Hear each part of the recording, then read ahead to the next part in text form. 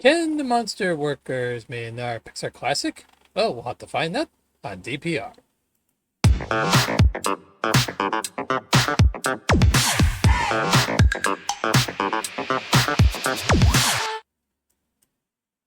Hello everyone, welcome to the Disney Plus Reviewer, where I review everything Disney and available at Disney Plus. Plus, I watch them on Disney Plus too. I'm the Disney Cat, and here's the new review for the channel, Monsters Inc. It was released in October 28, 2001, getting close to Halloween. Wow. Yeah, that's strange that they put like monsters in for Halloween. Well, even though it's not like a scary kind of thing, which doesn't have to be scary for a thing there. So anyway, yeah, so it came out from the Albuquerque Theater and also November 2nd, 2001 for worldwide there. They from the budget was 115 million and they made almost 580 million dollars. Hey, pretty good. Awesome sauce. So, what's this movie about? Let's go find out. In Monstorpolis, two monsters, James P. Sullivan and Mike Wazowski, very good kid, work at a company called Monsters Inc., a place where monsters go to the human world through closet doors by the machines. They built them to help for monsters and scare the kids to give energy for not only the Monster City, but the entire world as well. However, kids are not getting scared like they used to, so they struggle to keep the energy going. They do the best they can trying to grow on that one, but it's not easy to do, that's for sure. Until one day, a jealous monster named Randall, who worked well, like overtime, but at nighttime, um, left the door open, and while Sullivan was going to go do the firework for Mike, found out there's a door open, and he checked in there. It's like, oh, there's nothing there. And then he met a child, a little girl named from Sullivan, Boo, and the chaos begins. Will they save the company or be benched? That's the big kicker right there. Is will this movie work with have some monsters gonna come after you ill and scared and stuff like that? Which maybe for the tiny little ones, maybe there might be a couple of scary images, like a monster under the bed, and also Sulley scared Boo by accident when he was doing a simulation. But yeah. There's no point about spoiling the thing because there's no about spoilers anyway. This movie came out in 2001, so I'm sure you all probably watched it anyway. So, how do I feel about this movie? The thing is about this movie, not only it has a good comedy, but it's got nice little drama into it, especially about monsters, every types kinds of monsters, especially one eye, many eyes, and stuff like that. Um, yeah, seeing them trying to do their best and trying to help the company and save, save Metropolis. Yeah, Monstropolis or something like that. So yeah, it wasn't very easy. It wasn't easy to keep the company going. So yeah, so these guys do the best they can for that. Unfortunately, of course, Mike is being lazy as usual. Ross like, nope, sorry, you're not gonna get because I'm always watching, always watching. She's a grouch. Okay, so let's talk about the cast here before we continue about the animation part. We got Billy Crystal as Mike. Excellent job, by the way. John Goodman as Sully. Actually, they got someone else to try to voice it, but um, there was an interview for a different actor. Unfortunately, they gave it a no because the Pete Doctor wasn't there. So they got John Goodman instead. Then Mary Gibbs Boo, cute as ever. Steve Buscemi's Randall, awesome job. James Corbin, this is one of his last roles before his passing. This is actually one of his best performances in his career as Henry J. Warden, who was the CEO of the company. Jennifer Tilly as Celia May, sweet and sexy. Yeah. Then Bob Pearson as Roz. Oh my gosh, good job, buddy. You made it funny about Roz right there. Then we got John Ratzenberger, who was banished a while ago. It's got the abominable snowman. I'll give you a tiny spoiler though. He does come back on the Monsters at Work series, but I'll let you go find out by yourself. Oh, here's a little trivia. Do you know that Frank Oz is in this? That's right. He's voiced Fungus, who actually helped his assistant for helping Randall. Daniel Garson, who voiced Neilman, and Smitty, those two janitors who just did kind like brothers and stuff like that. It's like, you know, my mom cracks me up there.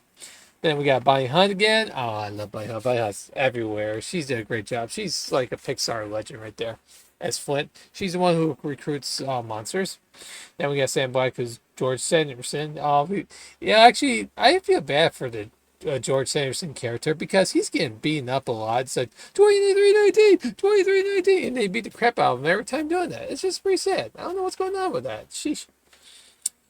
And then we have Steve Suskin, who's Jerry. He's the one who's got the 7 fingers in charge of the Scare 4. So, yeah. It's directed by Pete Docter, I believe. Well, he had like a couple other there, and also screenwriters. Yeah, I forgot to put it on the screenwriters part, but that's okay though, because these guys, I don't know, they just did an amazing job with how these monsters not only try to survive, but try to protect the image in themselves before they get in trouble. It's like, hey, there's Boo. Oh no, they get sick. Help! Oh man, they cracked me up for that one. Um, yeah, when I watched this, I was not only super impressed with the fur animation, because let me tell you, the fur animation, which is started with Shrek, the movie, oh my goodness, fur and hair animations are hard and they're sad because it takes a long time trying to fix that. Because if you see like a fur go line up and go because they've been having problems with animation like that, but after they did the live practice, there you go, they fixed it, and then it looks just as good as it's supposed to be, especially with all that fur there.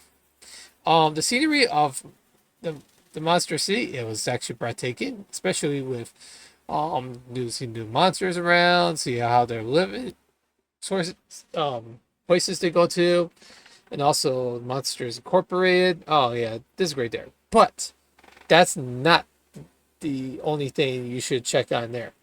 Um, the scare for dwarves, the vault right there. Oh my gosh, it feels like it'll be like a fun ride. Go through, like, wee, meow, I can't wait to go fly on there. Meow, I'm gonna go down there. I would love to do that. That'd be fun. You know, actually, that'd be kind of fun to do that. So, um, so the plot is excellent. I have no problems with this story because just say, try to do what's right. It's not the easy thing, especially when you try to work so hard to help a company and know about the lies and all that stuff. Yeah, it happens. It happens. But I am so grateful that they learned that teamwork and friendship helps any circumstances. Especially they almost split up when they got banished.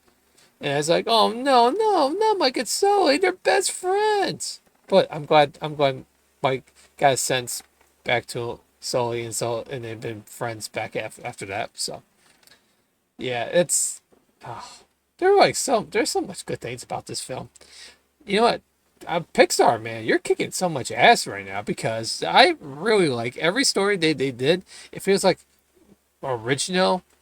Animation is great. Directions are great. Yeah, I don't have to tell you who wrote the script because you can always check on Wikipedia or check on the writing for Monsters Inc. and stuff like that. But still, that's the thing. Not only animation is brilliant, but story as an animation is even more brilliant because they focus on the characters and the story than more on the visuals.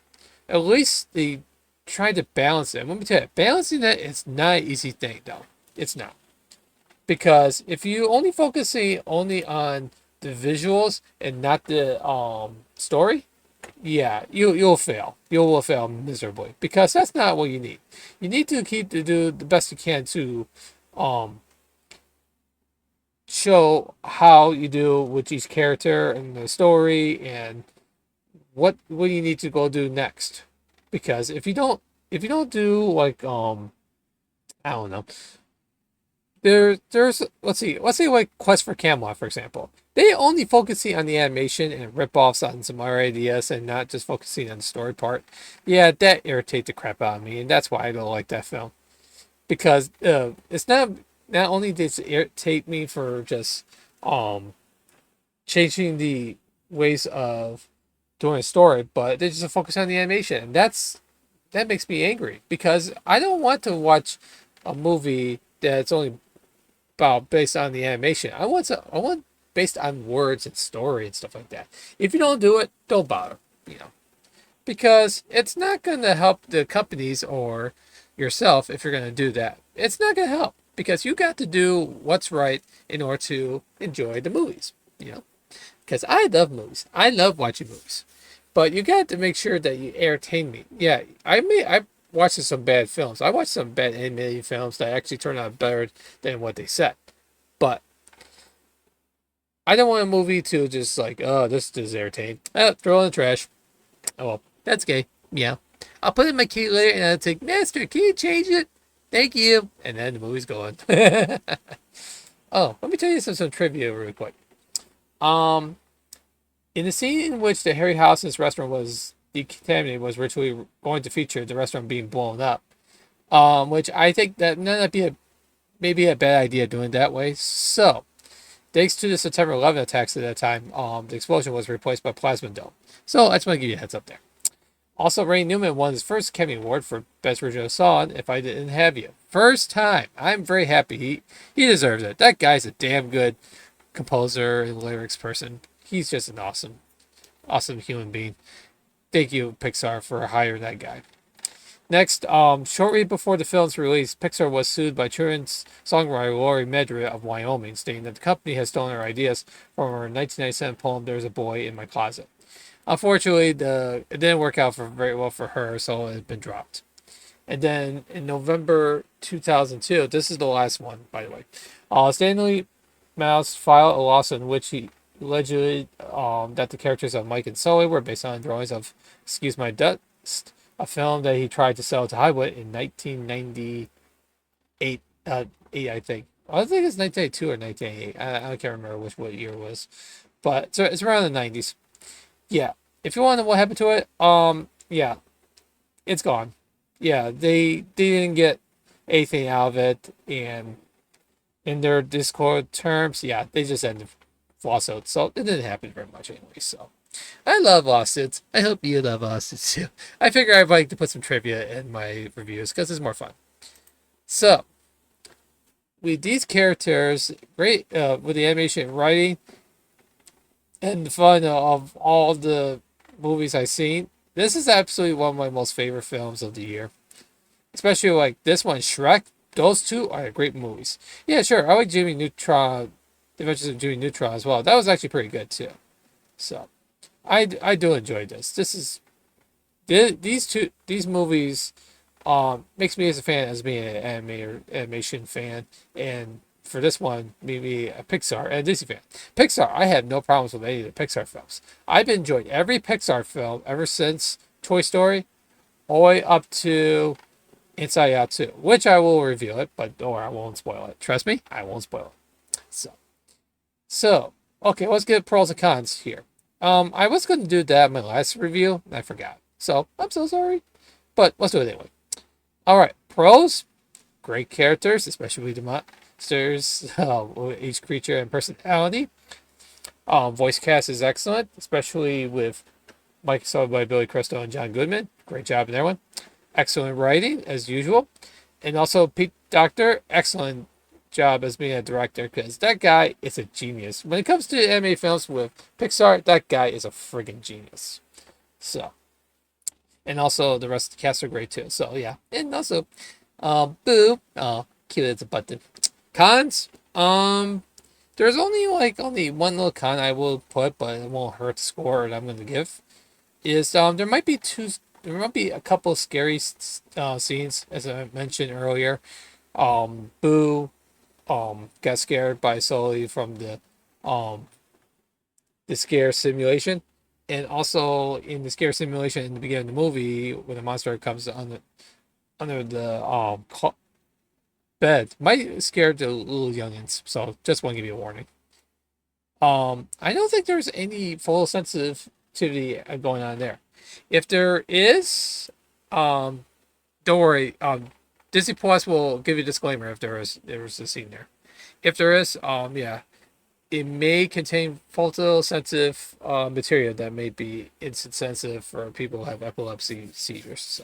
So just make a heads up there too, just in case. I may be wrong, but like I said, yeah, just make sure to go check the disclaimer on the top left when you watch it on Disney Plus. So what should we give this one? Well, with 96% Rotten Tomatoes and the A+ for Cinema Score, second film does that since Toy Story 2. Let's give it just the same date as Cinema Score. A+. Yes, I can't believe it. We have another A+. Man, these Pixar films are kicking so much ass right now. I am very happy to just enjoy of doing these reviews. These reviews are fun, and I really appreciate everyone who comes in. Yeah, make sure to go like, if you like this video, give it a thumbs up. Also, if you want to comment about how you like this movie, is there any movies you want me to review, what Pixar movies you like the best, and so on. Also, make sure you subscribe and press the notification button so you know my videos will get live. Oh, just want to get a heads up, guys. This Saturday will be my last day for making videos because I'm going to Disney World. Meow! I can't go to Disney World. Meow! Oh, don't worry. Don't worry. I'm not a cat. I'm a human being using a cat. VTuber. Don't worry. The cat's gonna stay here while I go on vacation. So, all right. Yeah. I hope you enjoyed this video as much as I do. Thank you for watching. I hope see you meow soon. So I'll see you on the next video.